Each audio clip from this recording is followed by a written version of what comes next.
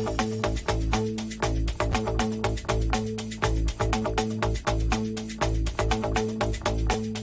is the North End. This is the North End.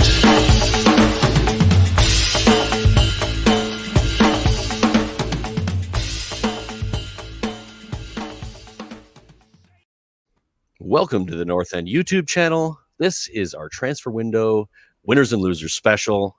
We're a little late on the trot on this one. Most people have talked about it, but it's detailed, so you're going to enjoy this. I want to welcome Paul Forrest and Luke Connolly. How you doing, lads? What's happening? I'll start with you. Man. That's a hell of a setup, by the way. We're a little late with this, but stick with us.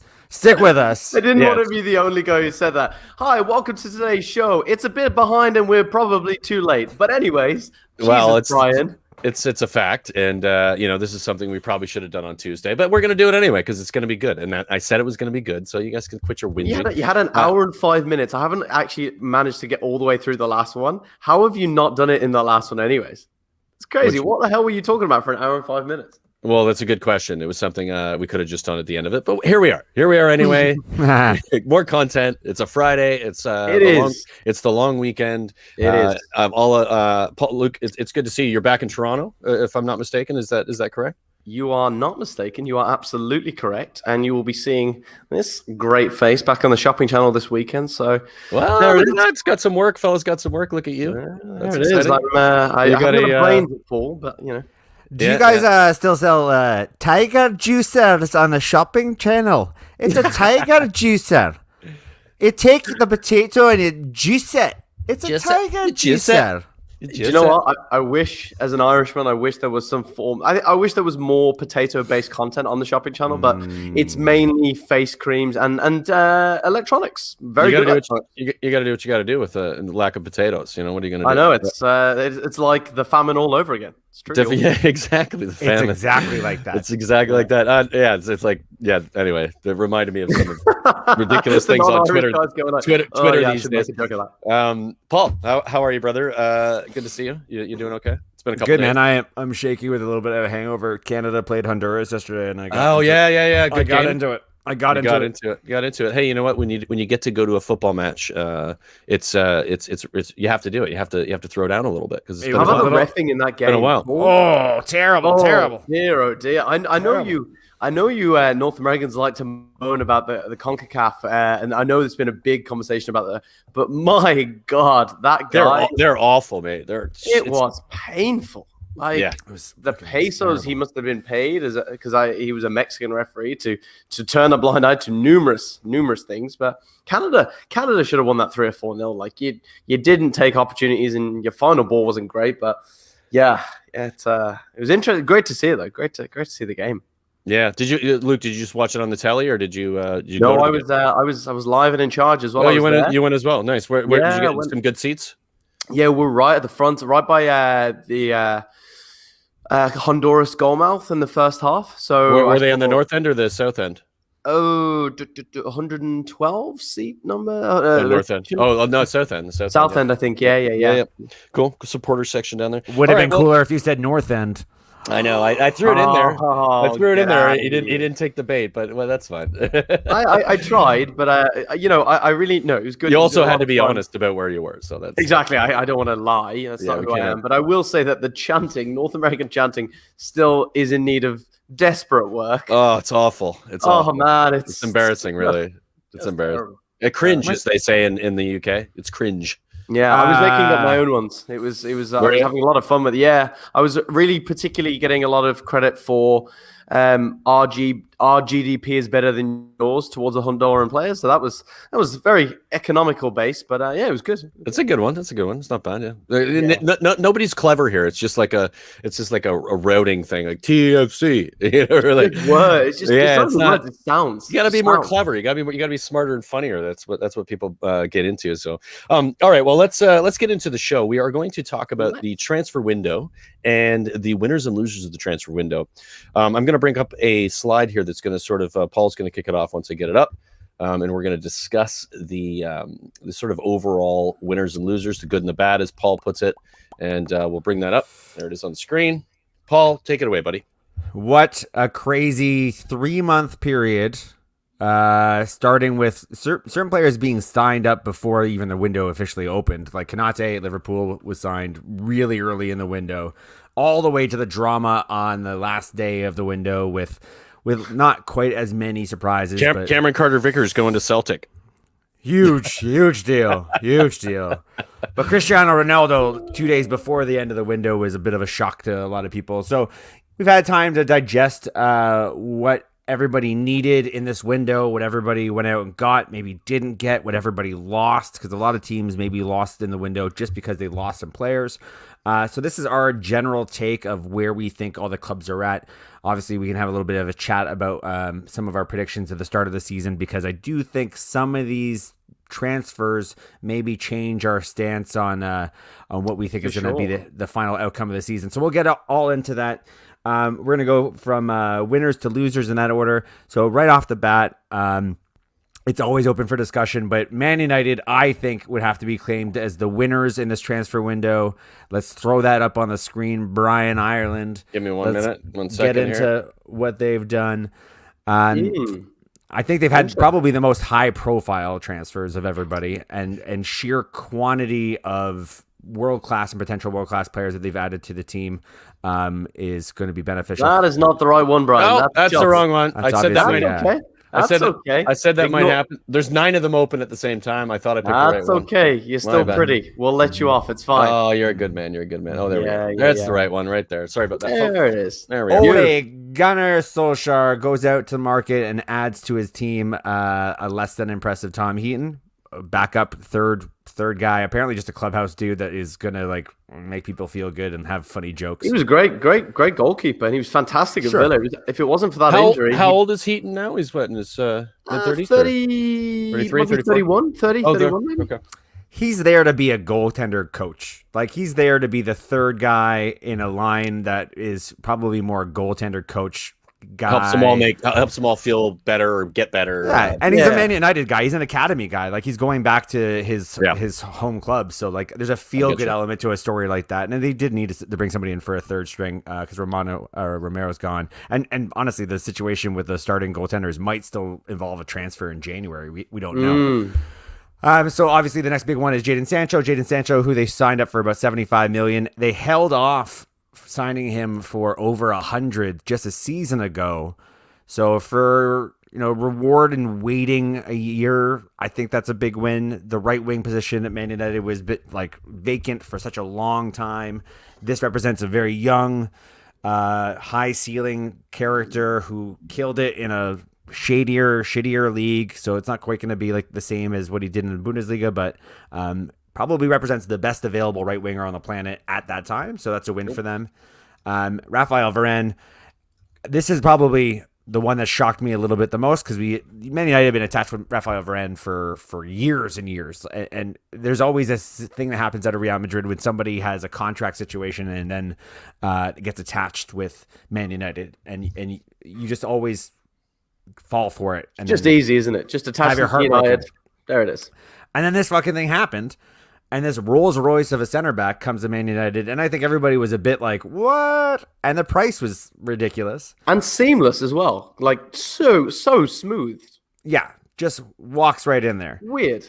So weird. Then the real kicker, and if you were honestly, a United fan would be like, Raphael Varen, crazy, oh my God, we're done, okay. And then Cristiano Ronaldo comes back to Man United, and on sheer emotional platform alone, Man United win the transfer window, because that's just a fucking ridiculous. The scenario where he was almost going to go to City, and all the United fans were like, "Oh, my heart is breaking." Oh, and then the next day. Can I interrupt you and ask you a quick question about your choice of winners here? Is there a little bit of bias involved? Yeah, I was going to get into this, but I was like, if you can tell me anybody else that had as good a window as Man United with those four players, I think Chelsea had a better window. I don't how Okay, you can tell me if you want. I'll explain why. I'll explain why. And then we can have that out. But yeah, I'm just checking it out there, and I was just Sure. curious. I mean, I actually think like it's between those two. Like, I think you could almost say it's equal. I think there's a reason why I'd say that, but we'll get into that. But it is a phenomenal window. Ronaldo coming back. I mean, most goals scored in the Serie A. It's the Serie A, but I mean, still at his age and his ability, the best player in the world, arguably.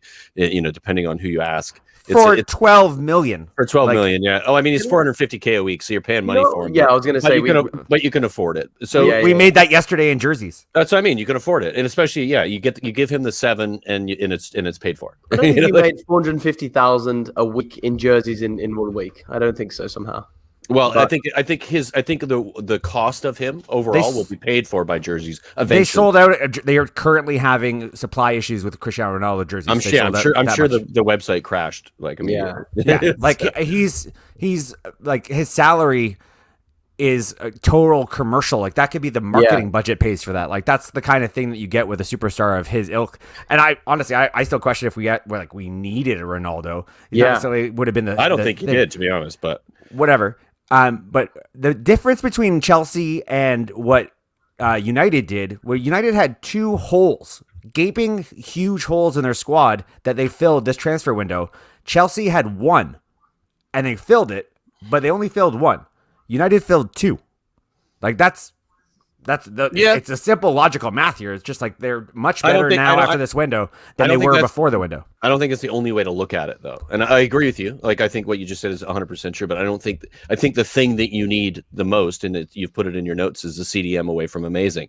I think that instead of buying Ronaldo, you could have bought a CDM, and you probably would have done better this season with that position fixed. And that's the thing that Chelsea did that United didn't, is they got the player in the position that they needed the most. Oh, I'm sorry. Are we all of a sudden saying that Chelsea don't need a defender? Because they need a defender and they didn't get that.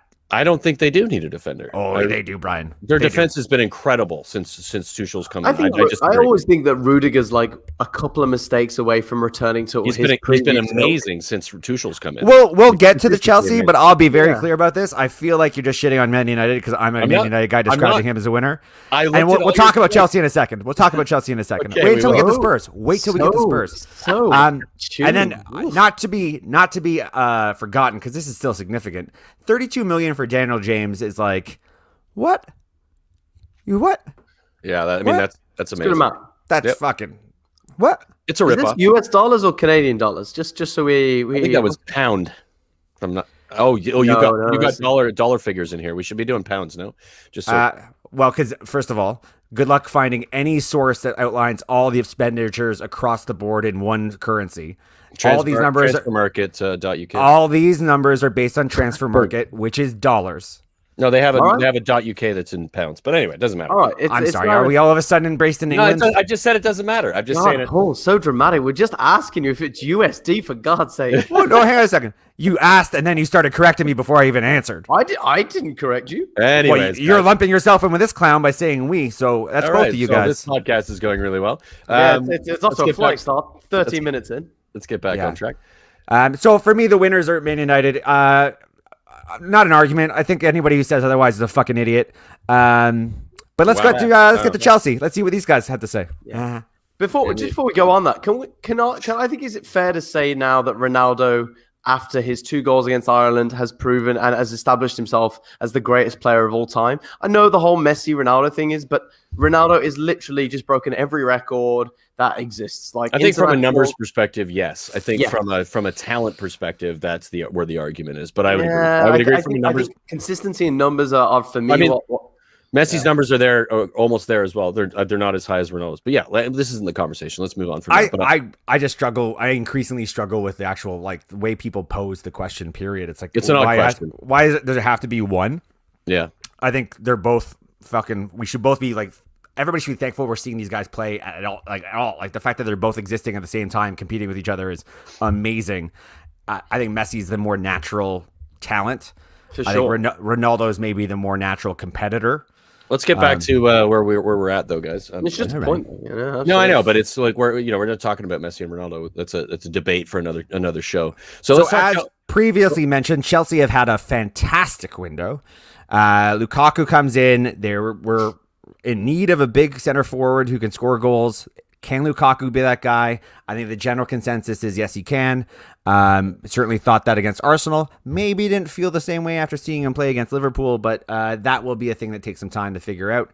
And then almost as a victory lap in their midfield, they go off and get Sal Niguez on a loan, which is just a crazy bit of business. Is it something they really needed? I don't really know. They already have such a strong midfield. Could they use that depth? Absolutely they can. I said it before, I'll say it again. I think they needed to get reinforcements in defense. Kurt Zuma is out. I think Zuma was out to West Ham because it was a good price they got, but I think they were also trying to get Jules Koundé from Sevilla. They did not get him. So that's the reason why they're not number one in the window right now, is because I do think there was a clear attempt at reinforcing their defense that they didn't succeed on. Is Saul 100% confirmed? Because I remember seeing something that said that it had been held up. No, it's 100%. No, it was on the day. There was a bit of a back and forth on and on again kind of thing. It did work out on the website. He's good. Isn't it wild that in the modern day that these clubs are still using like fax machines and stuff to send in contracts? You've got DocuSign, you've got this international world and easy can't be interrupted or fucked with a fax machine. So you can't be hacked. Legalities. Can't hack it. That's the reason why they do it. Another factor in why we evaluate, or I evaluate rather, Man United to succeed over Chelsea. It's just they spent less and got more, which is always nice. But what was really great and impressive about Chelsea's window, and they're probably the cream of the crop when it comes to this, their outs were numerous and profitable. Yeah, they made 134 million. They spent 132, and that was for the likes of selling guys like Tammy Abraham, which they got a really good price for. Kurt Zuma got a great price for. Tamori, Zappacosta, Giroud, Bakayoko. What about Zappacosta?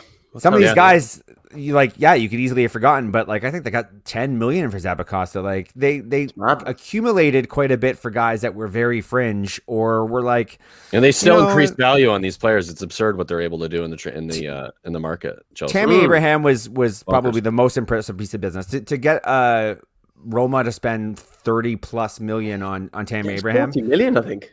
It was something close to 40 million. It has a weird pay structure though. It's not like Chelsea need the cash right now. No. So for that reason, I think they had a fantastic window, some critical additions to the squad, and their money management was really impressive. And I think in the kind of tenuous use of financial fair play, that's something we have to look at as well when we evaluate a window.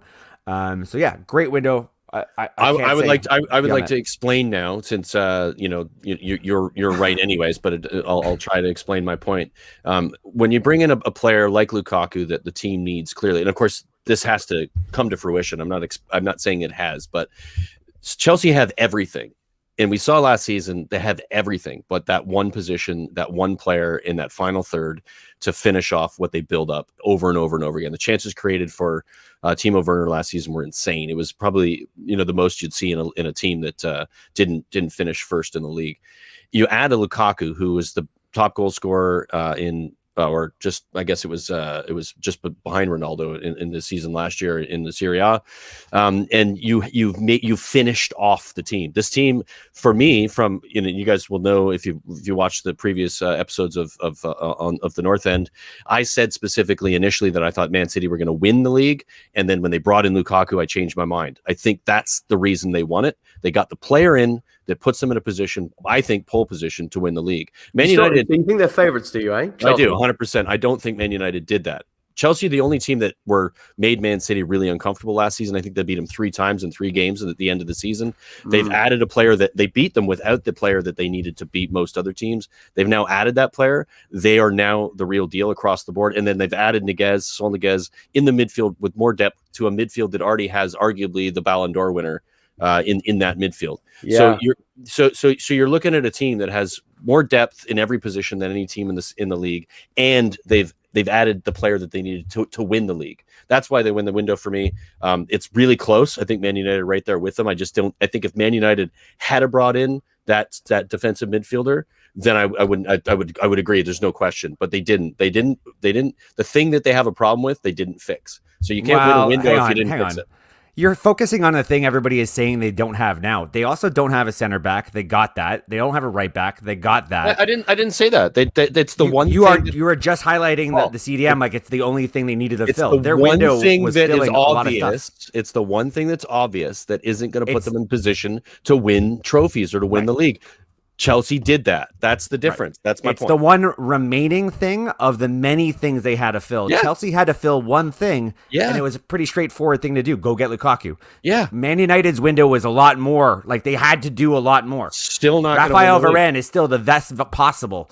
Sancho was the best. See, but like your whole thing is that they have to win the league based on this window for it to be a better window. If you have an opportunity to sign one player that's going to put you in a position to do that, and you don't do it when you spent how much Man United spent in the window, then they've made an error in that window to not address that position.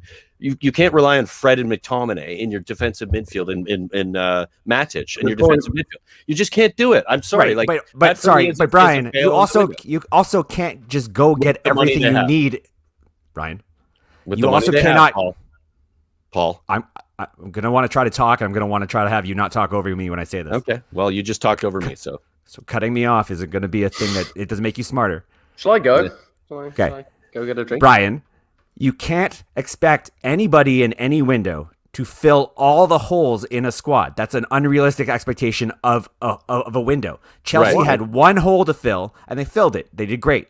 Man United had 4, and they filled 3 of the 4. That's a fantastic window. That's a better window than Chelsea's one player. It isn't, because you didn't address the one position that was blatantly obvious to most people who are looking at it. You bought Ronaldo back because it's an emotional purchase. You're spending $450,000 a week on him. You could have got in a defensive midfielder for much less money than you're paying him on wages, and would have been a better team. Not the best window. That's my position. You can think I'm an idiot for it or not. I think it's a good fucking point. Period. It was one player, guys. They went out and got one player. How do you win the window with one player? Because they addressed the player position that they needed. Man United addressed 2 of those positions, just not the one that is left over. They had more to fill. Okay, hang on. This is gonna get loud and frustrating, and I'm already kind of short and type of this. It's super simple. So Paul just answered this question. If at the start of the transfer window you could sign one position to fill, what would you have filled? If you when we all center back, you'd have gone center back. That was center your back, 100%. Okay. And what was your number 2? And right back. Oh, sorry, right wing. Okay, I would 100%. disagree. I think you're far more glaring of a problem in your CDM position. Okay, so who's the right winger at Man United that you think was doing the job? I think if you fill the CDM, I think you would have enough players. Right wing would be. But like, why are we reversing this? Like, why are you guys like talking like you think that there wasn't a right? So like everybody's talking about a CDM issue because everybody still wants that to be filled. That's true, but it was way bigger to have the right winger since Antonio Valencia was the last right winger Man United had. So that needed to be filled for a long time. There's a reason why Jaden Sancho was attached to us for 2 seasons. And then center back, Victor Lindelof has never been somebody anybody has thought was going to be good enough. So we need to fill that as well. Everybody's talking about CDM because it's the one thing we now have to go and do now, but it was never the high priority. It was never more important than those 2 positions. I'm sorry, man. I watched you last season, all season, and Matic or Fred were never enough in that position. Tominay or whatever. I think CDM. I think a CDM controls the game. In that you need Conte won. Yeah, the Conte, the 2 clubs because of how good he is. So I don't. We're just listing off CDMs that are really impactful. Nobody's saying CDM isn't important. I'm just saying we had bigger holes to fill this window. I disagree. Well, that's fine. Let's move on, guys. Okay. We have moved on. Doesn't seem fine to you, but we'll move on. Well, it's because you're wrong. If I can't convince you you're wrong, I'm still talking to a Tottenham fan at the end of the day. I'm never going to win the argument. Right. So you're going to slag my team because nice one, buddy. That's quality. go to Brand. If you put up the other slides with all the teams, that would be great. Wow. Fun. Emotional. Yeah, it's just you can't question Paul. Paul's right all the time. Which one do you want up? Now we understand each other. The one with all the teams, because we should probably talk about all the teams, not just the ones we focused on. We should talk about the team that actually had the best transfer. You mean the good and the bad one slide? Yeah, that's the one. You're gonna have to go back and forth that one a little bit. So also worth mentioning, Leicester had a really good window. They were a weird one because maybe they had a better window, largely because they held on to players. They brought in where they need to get reinforced. There wasn't a lot of like showy talent. Soumare is a really good find. Daka should be a great addition to the team. They brought in Vestergaard kind of late in the window to fill a center back role after all the injuries. But they didn't lose a lot of guys that everybody was kind of assuming would be on their way out. And that's kind of a big deal for a team like Leicester. Like they're not pushing to win a title. I'm not going to evaluate. They were losing. Our man's the center back, the Belgian fella, the Belgian midfield player. No, Tielemans. Oh yeah, Tielemans, Jussi Tielemans, and then Tielemans was he was like doing the walk around, saying goodbye to everybody at the end of the window. So it was finding him and like locking him into whatever their project was a big win for them. And this isn't about like becoming a team that wins the title. This is about whatever they need to do to compete across multiple tournaments this season. So they reinforced, they became better. They added where they had to. We haven't quite seen it yet because they've had so many center back injuries, but I think they're a much better squad with this window than they were before the window. So they've had a fantastic window and worth mentioning. Now we're going to get into the decents. We're going to focus on, no, Brian, don't change that yet. Oh, you're gonna focus on a team. I was gonna bring up that team. So I was gonna go through all the other teams first and then focus on that team. So the teams that have had decent windows would be West Ham, Brighton, Crystal Palace, Norwich, Tottenham. Like not bad windows by any extent, but for various reasons, you can probably just call it like decent. Like not tremendous. They all had like things they needed to fill in. So we'll talk about one of those teams in particular and go through Aston Villa, who our friend Luke will probably have a really good sense of how their window went. I'll jump a little bit ahead and say the biggest thing that holds back this window from being like a very strong window is that Jack Grealish going is a huge loss. Then it becomes a question of, did they bring enough players to replace or even surpass Jack Grealish? If they brought enough players to replace him, then you're kind of where you started before you sold him. So then it becomes did you bring in enough players to surpass where you were when he was part of the squad? For me, it's a time will tell, but I don't quite think it's there. So I think because Jack left, the ins are, if they were there when he was there, oh my God, this window would be fucking insane. Yeah. But for me, it becomes a decent window.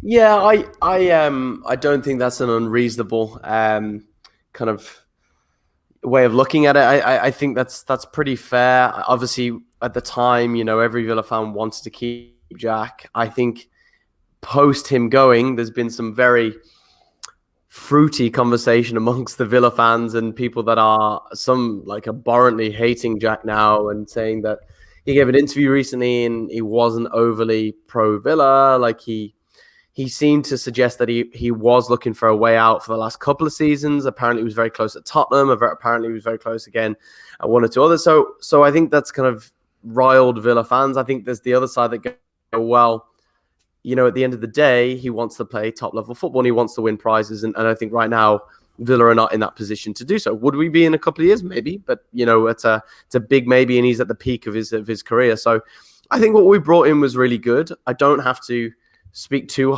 much about how much I love Danny Ings. I've mentioned him countless times, and I think if you keep Danny Ings fit, that's the only way. If you keep him fit, he's one of the best the strikers in the Premier League. I agree, but he hasn't been fit for 3 seasons, so that's going to be. But Harry Kane has not been. I know Harry Kane missed 3 games last season. Luke, 3 games. Was that it? Yeah. Well, he missed more the game before. He missed more, but listen, I think 25 mil for Danny Ings was a great price. Buendia was obviously highly touted. Arsenal were very upset that we took him. I haven't seen enough of Leon Bailey. I've seen little bits from Leverkusen, and he looks very talented, but obviously little injuries, not 100% match fit. Ashley Young, I think, is honestly for me one of the best signings for any club because we got him for free. He's come in. He is a mature head. He can play in multiple positions, and he's a winner. He's a winner too. He's a winner, and he just knows. And then look at that adorable picture you've got of Tuanzebe, who I love. Axel, I absolutely love him. I think he's such incredible potential. I think this was a great move for him. If he obviously has a good season, maybe starts to get a look in at United, in a rotation squad next year. We'll see, but I don't know. We've not been able to see it because right now we've not seen them all fit. We've seen a little bit of Bailey. We've seen Ings actually score some screamers. We've seen a little bit of Buendia. I don't think we've played him to the best of his ability yet. Tunzebi obviously yet to feature, and Ashley has been deployed in a couple of positions as well. So I think it was good. Obviously losing Jack, absolutely it'll sting, but time will tell. I think you've called it. Time will tell. I think what's worth noting though, and that we haven't got on this, is that we haven't discussed and we haven't obviously talked about because we wouldn't.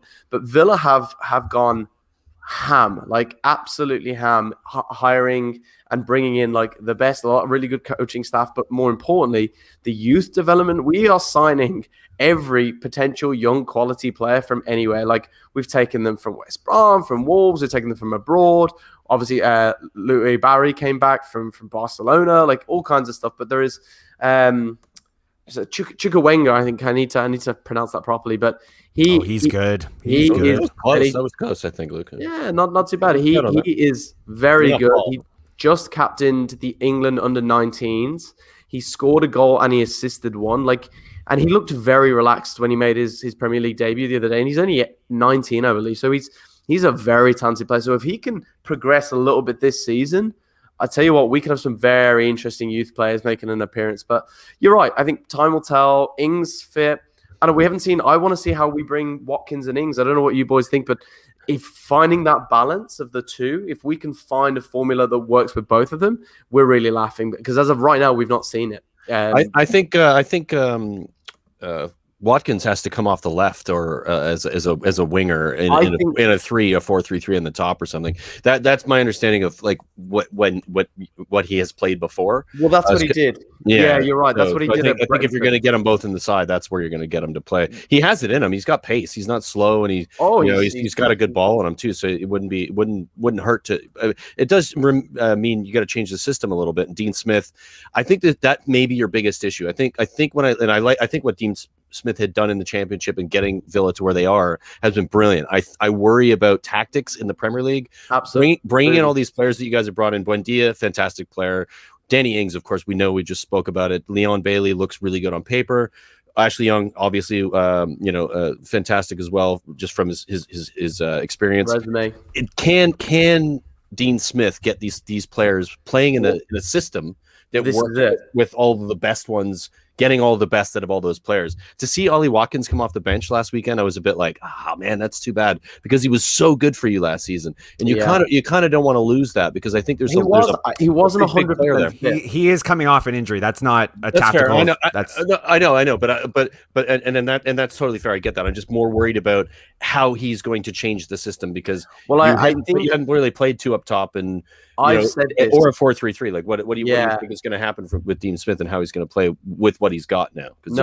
I think good depth in that squad now as well. I think it's a great point, Brian. And, I think last year, how many times did I say and kind of express a frustration towards a little bit of kind of ineptitude towards when to make a tactical substitution, when to mix things up. And there is the argument from Villa fans that, well, it was because he didn't have the depth. But it's like, well, if you have players on the bench, you need to have enough trust to bring them on if things aren't working. And I think he's done great. He deserves it. He's a great guy. I'm very passionate about Dean. And I questioned him last year. I don't know, is he the guy who can make that? Can he do that in his career? Can he leap and get Villa into a top 6 side? As we really should be looking to challenge, if not this year. No, I'd say this year. I think we've got a decent squad. Why not?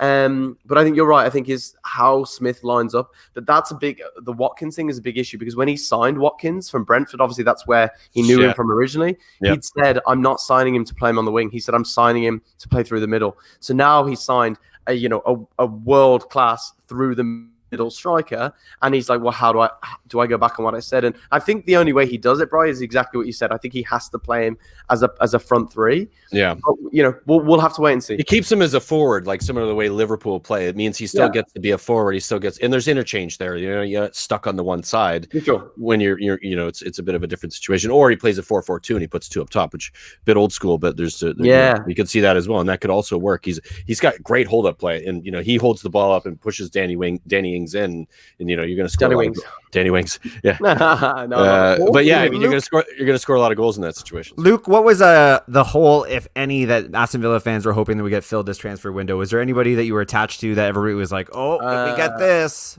Yeah, so I think the carrot that came out of nowhere, and you know what? I think in hindsight, he's probably regretting his decision to stay. Was Smith Rowe, Emil Smith Rowe from Arsenal? Like that came out of nowhere, and it seemed very unlikely. Like he was the real big breakthrough player last year, and we're like, oh, we're going to take him for 25 million. That's what Arsenal do right now, though. Yeah, well, they sold you your keeper Martinez for, and they went and bought like what's his nuts for. Oh my god, like that's crazy. A whole another thing to discuss. Yeah. But yeah, Paul, I'd say I think a centre back to play.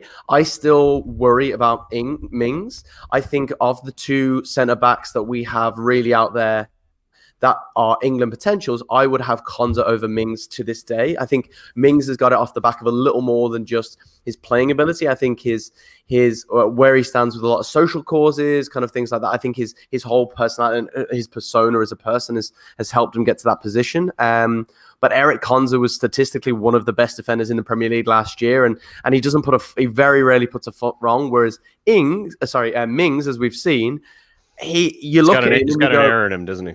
Yeah, you just see it, don't you? He lingers too long, and you're like, oh. So getting Tuanzebe, I was very happy with, but realistically for me, I wanted a striker because you know how I feel about Wesley. I think Wesley went out. I could be wrong. I think pretty sure he's out. Yeah, Club Brugge on loan, and I honestly believe that's the last you'll see of him. I don't think you'll see him again. Yep. Unfair, I'm not really sure. Didn't really see anything that really excited me about him, but I think we needed a striker. Fair to say that this has been a window that at least softened the blow of losing Jack Grealish. Like Danny Ings is a big feel-good story. Ashley Young is a return. I mean, that's a former great. Huge. Kind of returning. We loved. He was there with us during the O'Neill kind of glory years, like 3 top 6 performances year on year. And whether you love or hate O'Neill, I know there was some other stuff. Young was a real part of that, and he was such an exciting player for Villa. With the speed that we had. But I think in the middle, Buendia. There's the reason that the likes of Arsenal were looking at him. We saw what he could do. Obviously, is starting to get a look in the Argentinian squad now as well. So I think that could be a fantastic signing, but it's going to take time. I think the important thing to recognize, we'll move on after this, from a Villa perspective, is the process, what it is that Villa are now doing in the transfer windows. They've changed the process, and it reminds me a little bit of Leicester, and I think it's I smart. Hope so. I think it's smart. I think you've got good people who are making good decisions. We've solid background. Yeah. So moving on to another team that had a decent window, not necessarily groundbreaking, but definitely did some good business, filled in some holes that they needed to fill, would be Tottenham.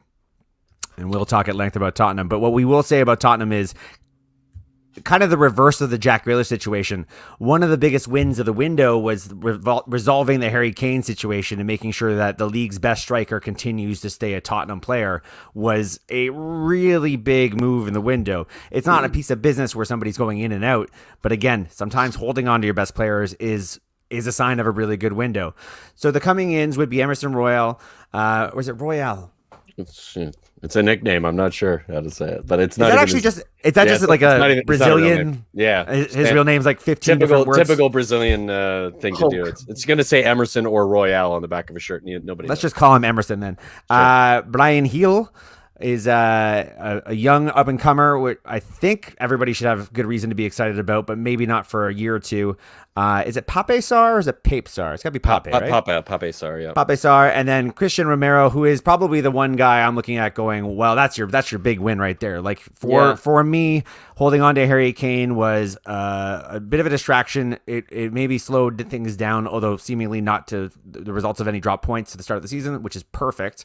But to win the best defender in Serie A, the way you went about it, because it's a loan with conditions to buy, but it seems like he'll be bought in January. Yeah. There's agreements to have financing work around this deal, which usually means the player really wants to go, that you've kind of locked them up nice and early. So for me, this addition of a guy who's a very good center back, and hopefully he can cut it in the Premier League, time will tell. I think this was a decent window. It was just a little bit maybe it's like I think 10% away from being really good. Like it just felt like it missed a little bit more of a punch. I want to add a little bit of punch to that quickly, if you don't mind, because I think you're missing some things on here that aren't on the graphic. So you don't have Son signing a 5-year deal, and you don't have a number of players who have left. So we got rid of, I think it's a total of 12 players that left the club this season. I know, of course, the 4 you've got there are bigger players, but Lamela left as well, who's not on that list, which was a massive player. He sold? Yeah. He's gone to Roma. He's with Jose Mourinho at Roma. The thing about Spurs is we went on a long period of time where we didn't do anything, which everybody knows. It was 2 windows without bringing a player in, and also with not getting rid of players too. So it was a long. We knew this was going to be difficult. Pochettino said it. It's going to be a difficult rebuild that's going to have to happen, whether he was going to do it or the next manager that came in. Yeah, we brought in Paratici, who he came from Juventus as a technical director. He's gotten rid of like the deadwood. I mean, if you went through the list, the 4 that are there are some big players, but there's about 12 or 13 players that have left the club that had been on wages that are massive. So you don't have Serge Aurier on there, who's no longer on the books. Isn't on that Where list. did Serge go? He was fired. He got fired. He's just been his contract terminated. What happened there? Like, it's just a difference in sort of, I think, philosophy and what it is he wanted to do. I'm not quite sure. The details aren't clear. But yeah, I mean, I think the outs, if the outs were properly listed here and we could see like what was really going on, and I think what the intention is, I would still agree with the idea that it's decent. I don't think that it's an amazing window. I think there's two. You would just add the summary point that a lot of deadweight would. Yeah, and I think, but I think that from a Spurs fan perspective, from Spurs perspective itself, that was almost more important than the players that came in, because there were so many players there that were just like, you've just been taking. Money. Did you miss anything coming in there, Bri? That's the question. Well, we did. We're gonna get to that, and I think the ins were good. Emerson Royale, fantastic right-sided. Interesting, yeah. Right back, 22 years old. Really good statistics at Real Betis last year. A Barcelona player who was on loan. Brian Heel, as Paul mentioned, very young. He's young, but what I've seen of him so far, and he's only played in some of the Conference League games, which is clearly not at the level that the Premier League is going to be at. He looks a fucking player. Like, my goodness, really, really beautiful to watch. Gets you off your seat. Just, oh my God, what's he going to do? His runs are amazing. His vision is amazing. His passing is really good. Pape Sarr, this is a bit of an odd one for me. I don't know a lot about him, to be honest, but from what Paratici has said is he is the best midfielder in his position, up and coming midfielder in position at his age in the world at the moment. And almost every team were looking at him. And, he just did an interview. Paratici did an interview and was asked, like, what about this player? And he just shook his head. He was like, this player is going to be incredible. So it's something to look forward to. And of course, you don't know how that's going to work in the Premier League. It is a crapshoot, but his idea is build for the future. And of course, Cristiano Romero, like Paul mentioned, fantastic player. Best, was voted as the best player, best defender in the Serie A last season. He's really gritty. He's got a lot of yellow cards in him. Expect him to be a really good player in the Premier League. I think his physical play will suit it. Of course, it may get him into some trouble as well. But I still agree with Paul. I think it's a decent window. I think from a position perspective, didn't get a backup striker, which is absolutely necessary. It's ridiculous that didn't happen. We needed a right-sided attacking player as well. Didn't happen as well. And those are the 2 key positions that I think that Spurs didn't address. But again, this is going to happen over more than one window. Everybody who at Spurs who was realistic knew that, and I think it's a pretty good window, and I think decent suits the idea.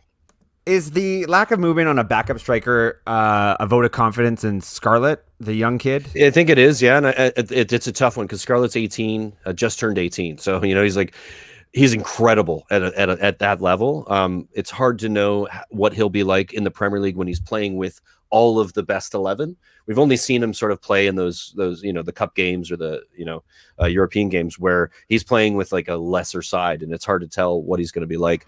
But he's really good, so I think that's a shout. I think there's the idea that let's try to bring him through, and I think it'll be worth it. I think he will be the heir apparent to Harry Kane based on what we've seen from him. Of course, that's a massive statement. You say those things, but based on what the club thinks and what the coaches think, that's what they've all said. Like, this kid is incredible. Like, his finishing is amazing. So, but can we then, speaking of Harry Kane, can we agree that like resolving that issue, at least for now, was probably one of the bigger deals. I know Son getting a contract was a big thing that a lot of Spurs fans wanted to happen. It did happen. Yep.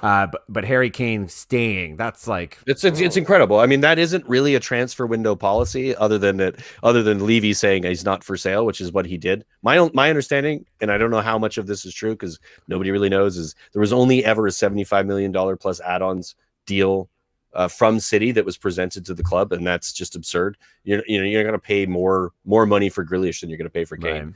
So he was just like, no, it isn't happening, and that's where it ended. So they made a run, but it wasn't a real run. They just kind of floated a number. I think he'll sign a new contract probably, and I think there'll be a buyout clause in that contract. 100,000% there'll be a buyout. More likely what's going to happen. Probably. I think you get one more year of him. Yeah, probably next week, unless of course we win a trophy, which that's what I mean. That's what it would come down to, right? And I mean, but if you win like an FA Cup, like let's say you win a community, like I don't know, an FA Cup or a League Cup, is that enough to keep him at the club? League Cup, no. FA Cup, maybe. Okay. Conference League, maybe. I don't know. It's hard to say. You know what? You got him for another year, mate. Yeah, yeah. Best striker in Europe at the moment. Best striker in the world, if you ask me, based on his statistics. Top goal scorer, top assist maker. And it is a 9. I mean, come on. No, what other player has done that? I think we're all very aware of how Harry Kane is a good player.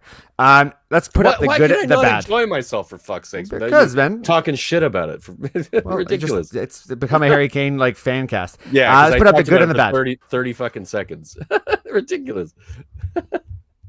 Good and the bad. Yeah, good and the bad. Now, so we're gonna move on to the bad. A picture of you, I'll just put you with the bad. With Paul. We've always had some fun with the good. The good is, I mean, there's decent windows across the board for everybody. Obviously, there's a lot of debate about who had the best window, but when we start getting into the bad, it gets a little bit clearer. We're going to talk about 3 teams specifically, but we're going to list off who we think could have had a better window. First, Manchester City, who we'll talk about a little bit in length. Brentford, Burnley, Leeds, and Wolves. Brentford, Burnley, Leeds, and Wolves just didn't really do enough to improve themselves. Brentford specifically probably didn't do enough to become a Premier League team. Burnley famously never do anything. How are they still in the Premier League? Nobody knows. Oh, God. Someone get rid of them, please. I like Sean Dyche, but I can't stand Burnley. Yeah, Leeds, no offense, but $35 million for Daniel James, if that's your big purchase for the summer. I don't know, buddy. Second season syndrome for those guys. I see them falling off. Brian's been saying it a lot since the start of the season. We'll see if that's true. So let's talk about Manchester City a little bit in detail. For me, Manchester City, well, they just swung so hard. So you can put up the slate on Manchester City. What we can talk about is, I mean, it's on the heels of this conversation about Harry Kane. You can't really say they had a good window when they were so publicly chasing Harry Kane. They seemingly still desperately need to have the position filled for a 9. Pep Guardiola would know better than us if he actually needs to have a 9 or not, but everybody seems to think they should have a 9. So they go in and they chase Harry Kane, and they don't get him, so that's got to be considered a fail. The outs this season have been Angelino, Jack Harrison, Ncha, which is actually how you say that name, by the way, and Aguero. Aguero is probably the only real one that anybody's going to really notice, but they kind of need, like, they need a decent player. They needed a little bit more new blood into this team. It just kind of felt this way.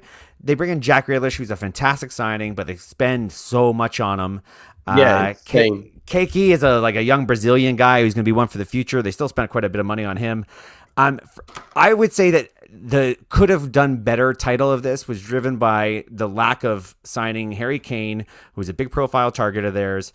And fundamentally, as the champions of England, other teams just got so much better this transfer window that they didn't seem to make that forward stride at the same pace as those opposing teams around them, where that is kind of why it would be a could have done better. It's not necessarily that they had a bad window or that they're failing to do anything, really. It's just more of a, when you evaluate them against everybody who's now chasing them, it feels like they maybe like gave all the other teams an opportunity to catch up quite a bit.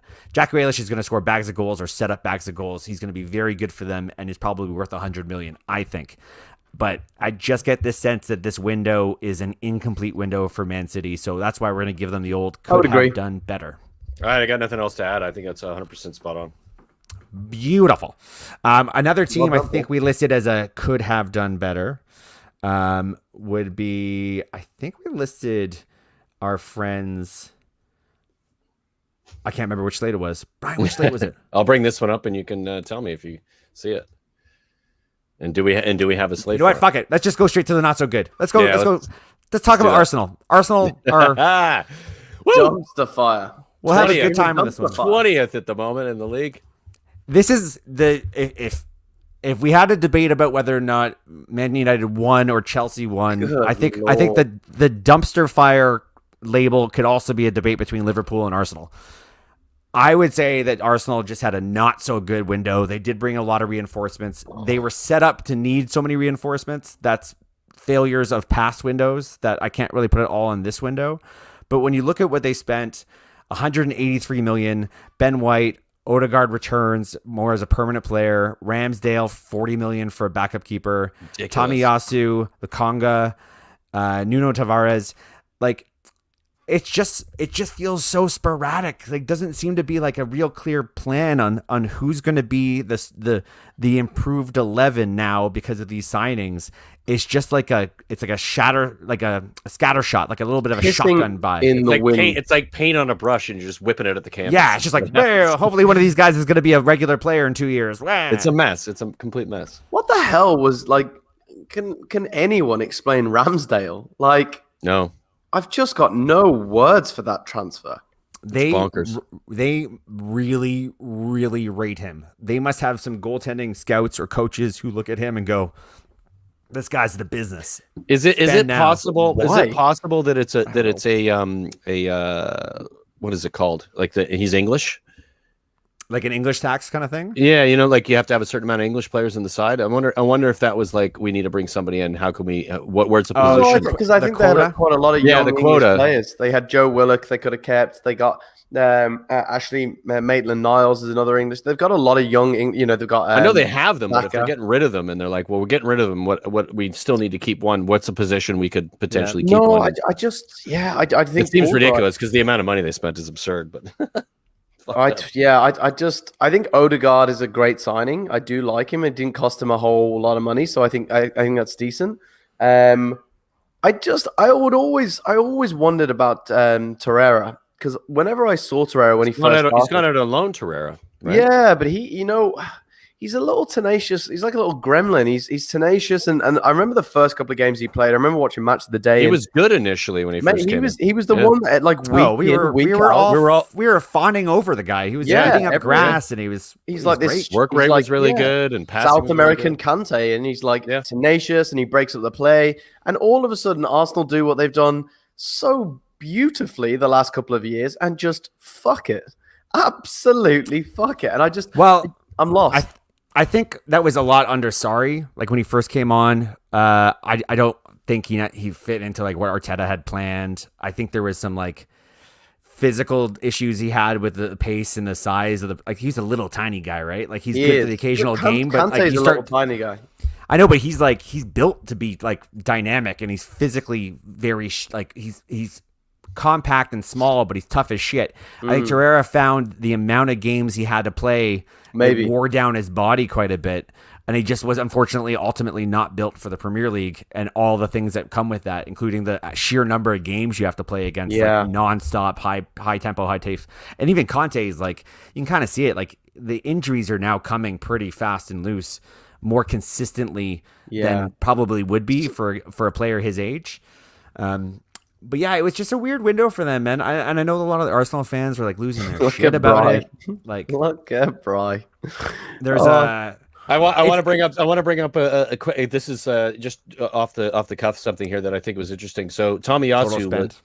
Well, no, I'm not going to do that. I have that as well, but I was going to talk about Tomiyasu because Tomiyasu was a target for Spurs from the very beginning of the window. It looked like he was coming to Spurs, and then there was this sort of conversation about what was happening at the Olympics.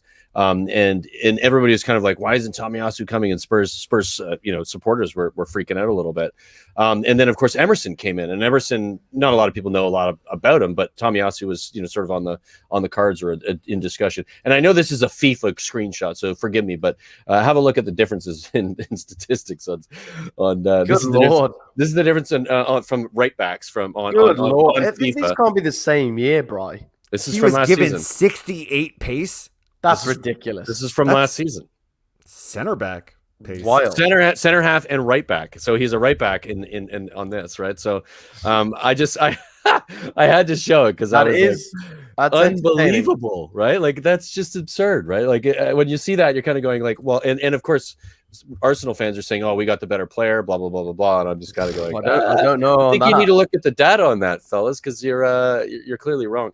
But yeah, I just want to chuck that in there because I love laughing at Arsenal. Because you're a dirty fan. I like it. No, it's always fun to kick your opponent when he's down. Kick your rival when they're down, for sure. Absolutely. Especially when they're in last and you're in first. Exactly. Especially when they're not facing you. When they're looking the other way, then you're really just drop. Yeah, just as much as you possibly can. I'm looking at this online. Last year, his pace was 82. Who's Tomiyasu was? Yeah, and now it's 62. Like, yeah, what happened, Tomiyasu? What happened, buddy? Yeah, there's a good chance that was edited too. I'm just I'm actually on the FIFA card. Like, you're seeing them both? Yeah, I'm seeing them. Yeah. So it is real. Okay, good. I hope it is, bro. I hope you've not brought something up in an actual soccer podcast. And I know. As I was doing it, I'm like, it's risky, but nobody watches this anyway, so fuck it. No, I don't know. Oh, that's so weird, man. Yeah. Nobody drops that fast in FIFA unless all of a sudden they turn 35. I just think maybe the initial rating was wrong or something like that. But maybe he slept with someone's daughter or something. Yeah, somebody at FIFA always was the big one. Fuck this guy. Yeah, exactly. Take a 10 pace, you piece of shit. Like in perspective, Matic is 65. Yeah. For pace. Wild. Like it's that just can't Slower be right. than Matic? Yeah, Yikes. terrible. So yeah, okay. Obviously, a lot of people are having a really hard time with Spurs right now. This window is not doing anything to appease the very inflamed Arsenal fan nation. A lot of this is being put on Arsenal and Arteta. I look at this as being like, well, who's the GM there? Who's running the signings? Who's got the plan? It's everything above them. It's everything above him that's fucked. Like that club is just a total disaster. It's not Arteta's fault, but he's also in above his head. Like he's not a good manager. That you shouldn't be getting an Arsenal job as his first job as a manager. That's absurd. Like that. Like the club made that decision. They completely screwed up. And that's the people above him. They made an error. Right? He put pylons down for Pep. He had a job good at before. Pylons. Very good at he pylons. had a job before. Frank Lampard at Chelsea. There's another one. Yeah. Right. Yeah, exactly. All right. So where we at? We'll end off with. Unfortunately, I think I'm gonna have to call it the dumpster fire. Like I'm a Man United fan calling the Liverpool window the dumpster fire. I'm aware of how that sounds, but it's a bias on either end of this podcast. Let's be honest. I'm going to be really clear about it. They signed one player. Yeah, they signed Konate. They got a really good deal. That's a fucking that's a great signing. That's all they did. Everybody around them signed every hole they needed, every improvement they needed. Players that were almost luxury signings. That top four, that race that we all expect to be the top four, everybody got better. Even you could say Man City got better with Jack Grealish. When you just look at Liverpool, they're just like, no, we're good. I'm going to throw a little wrench into this. There's some youth that have come through that we've seen in the first three games. I forget the fellow's name. Elliott looks incredible. Like he looks like they signed him. He's really good, like really, really good. So maybe that's their, well. Yeah, maybe that's their focus. I'm not saying it's right when it comes to transfer window. I agree, Paul. It's like on paper it looks bad, but when you watch them play in those first three games, they didn't look bad. They looked actually quite good. Elliott looked amazing. Where do you see a weakness? I know there's obviously issues if Salah and things like that pick up an injury, but they've picked up a great player in Jota, and I don't know where are you. Paul, so Jota was signed before. He's not new. He's been there for a while. No. What position did they need to address? So Jota is primarily there to be on a rotation as a forward. But if you look at who their other options are within that forward, they've got 4 forwards right now. And Mo Salah is more than likely going to be coming to the end of his career at Liverpool sometime in the next season or two. Like he's always been talking about going at some point. They were attached to guys like Mbappe. Like they were attached to like big elite players that could play on the right or even the left. They don't have any of these guys coming in. And I think that's who a lot of the Liverpool fans wanted. Gigi Wijnaldum went in the midfield. Yeah, they've got a Harvey Elliott coming in to play midfield, but he's not as good as Gigi was. No, that's a big loss. He's young and he's talented, but they didn't bring in anybody. And there's arguments to be said that they reinforced the midfield before he left, but he still had a pretty significant role last season. Is Keita still there?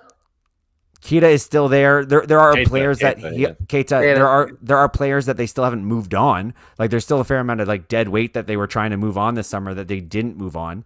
Harry Wilson moved on and Shaqiri moved on. Those are probably the only guys where Liverpool fans might feel a little bit like. I think Arsenal had a worse window than Liverpool. So the dumpster. I would agree. I personally think absolutely. I only say that they have the highest spending. Yeah, I only say that because the amount of money they spent and because they didn't improve as a team. And I think Liverpool with Konate improved slightly, and that was enough because they have enough in their squad. But it's right. They're on the edge. I just want to. We got a comment from somebody watching here, and I have to put this up, and then we have to laugh at this comment. And I think it's probably sarcastic, but I'm not 100% sure. But this is what we find out. Sorry to block your face, but have a look.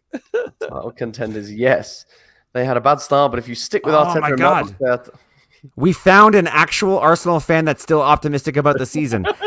That's awesome. And I'm not saying this to be a dick. I actually mean it. Like I was worried that there weren't fans of Arsenal that were going to start the season with any sense of optimism. Where's Chris when you need him, you know? It's just been so negative. That entire camp from Arsenal have been so negative all summer long, all window long. The first 3 games of the season, they've been so negative. I kind of love hearing that there's maybe somebody. I hope he's not joking. It's just delusion, though. That's got to be a troller. I think so, too. It's got to be. That's why I said I got to put it up, but it's probably somebody else. Well, you know what? I love it. Appreciate it. Here we go. That's the joke, Fadsley. Thanks for that guy, Fadsley.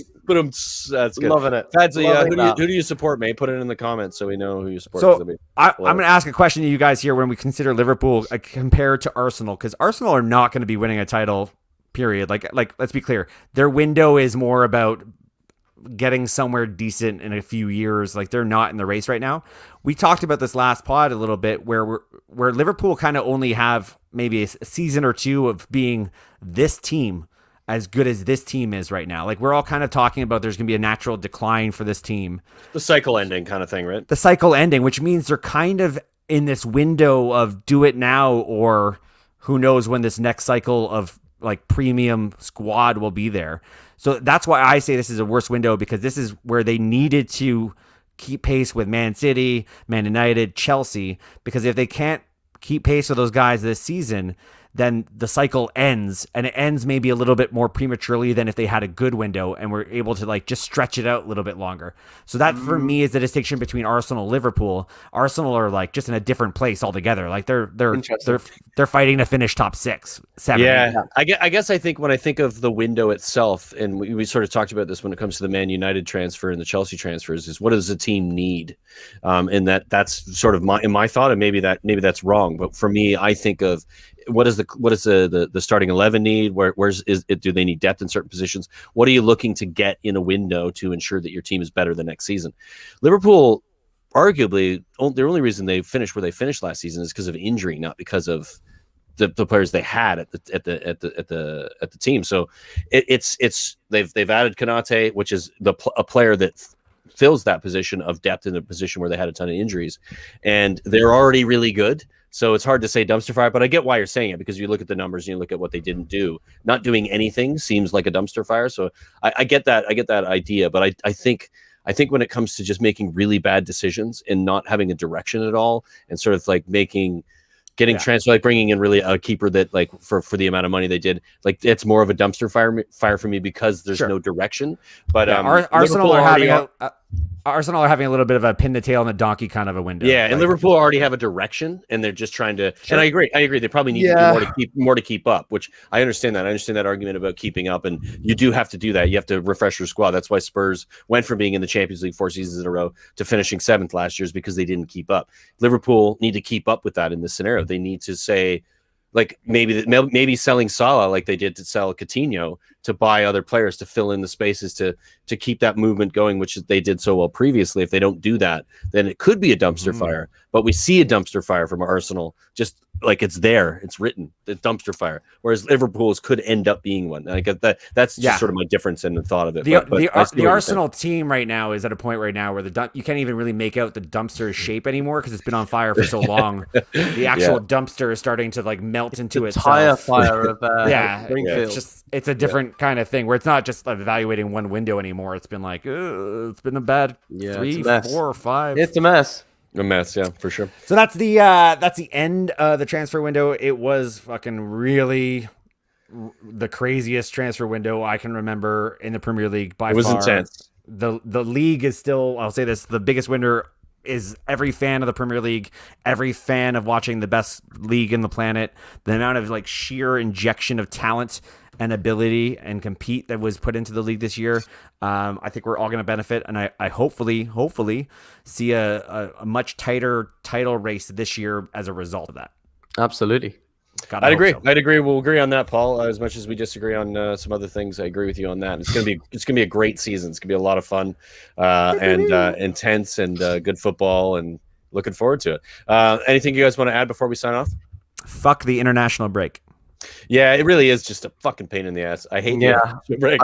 This time to watch football, and I was like, "Oh, there's no football." Well, I watched England yesterday, and they beat Hungary 4-0. That was fun. I forced myself to watch it because I was like, I just want to watch football. But anyway, thanks for watching the North End, and we'll be back next week. Before we go, Bri, I think we should say, just a quick shout out to our sponsors, Three Farmers Roasted Lentils, made in Canada, the first official sponsor of the North End podcast. And you can tell from the fine physiques of Brian Ireland, Paul Forrest, and Luke Connolly that it's great stuff. So there we go. When I want to fart, I hope you don't get in Three trouble Farmers for that. Lentils for me. It clears me out like nothing before. Salt and vinegar, guys. A third of a cup, 50 grams, 2 grams of fat. Thanks for watching. See you next time.